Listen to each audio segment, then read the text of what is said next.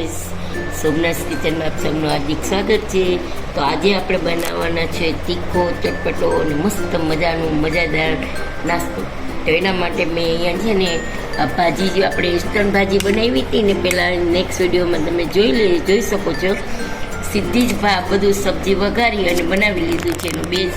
અને અહીંયા મેં ટોસ્ટ તૈયાર લીધેલા છે, બટર, અને આ મોજરેલા ચીઝ છે ને મોજરેલા ચીઝ છે ને આ ચીઝના પીસ છે, બે ત્રણ છે પીસ મારી પાસે. અને આ છે આપણે ઘરનો ટમેટો કેચઅપ. હવે આપણે છે ને ટમેટો કેચઅપ લગાવી લઈશું એક સ્લાઇસમાં.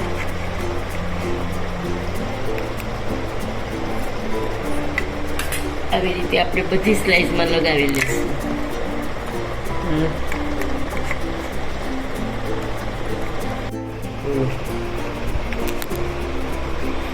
તો જો આગળ ચારમાં આવી રીતે લગાવી દઈશું, 4-5માં. આ પછી બનાવશું આપણે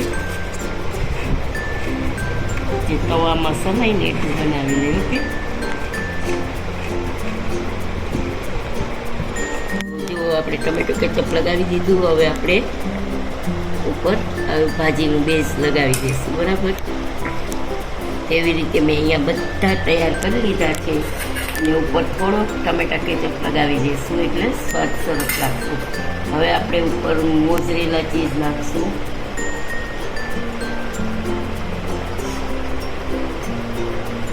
જોઈ શકો છો કે જોઈને જ એમ થાય કે વાહ, મજા આવી જશે ચટપટું. રોહનભાઈને આજે થોડું તીખું, ચટપટું અને આમ મસ્ત કંઈક ખાવું હતું, તો મેં કીધું ચાલો આ જે આઈડિયો આવ્યો તો આપણે આ બનાવીએ, જોઈ કેવું લાગે છે.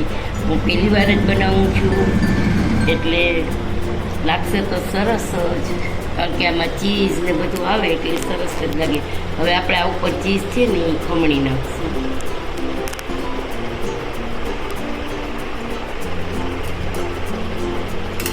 અહીંયા મેં તવો મૂકી દીધો છે ગેસ ઉપર.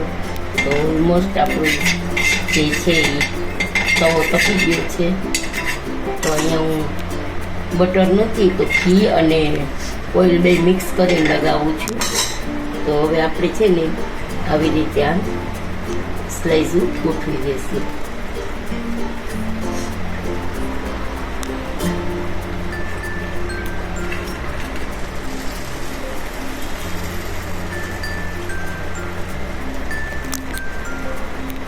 તો 6 સ્લાઇઝો તો માંડ આવશે આપણે. આવી રીતે આપણે 6 સ્લાઇસ આવી છે, આમાં ગોઠવી દીધી છે. હવે આપણે આની ઉપર ઢાંકણ ઢાંકી દઈશું. પણ આ છે ને આઈ થિંક અડી જશે, તો નહીં, આની ઉપર બીજું કંઈક નાખી દઉં. તો જો હવે આપણે આ ત્રાસ છે ને એ ઢાંકી દઈએ, કારણ કે આ તો અડી જશે એવું લાગતું હતું મને, એટલે એ રહેવા દીધું છે. તો હવે આપણે એને 5 મિનિટ માટે ગરમ થવા દઈ. તો અહીંયા મેં તવો મૂકી દીધો છે ગેસ ઉપર. તો ઓલમોસ્ટ આપણું જે છે એ તવો તપી ગયો છે. તો અહીંયા હું બટર નથી તો ઘી અને ઓઇલ બે મિક્સ કરીને લગાવું છું. તો હવે આપણે છે ને આવી રીતે આ સ્લાઇસો ગોઠવી દઈશું.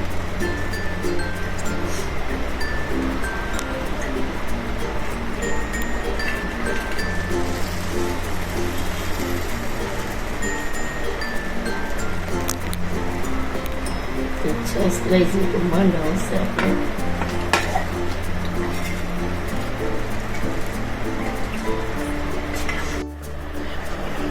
તો જો હવે આપણે આ ત્રાસ છે ને એ ઢાંકી દઈએ, કારણ કે આ તો અડી જશે એવું લાગતું હતું મને, એટલે એ રહેવા દીધું છે.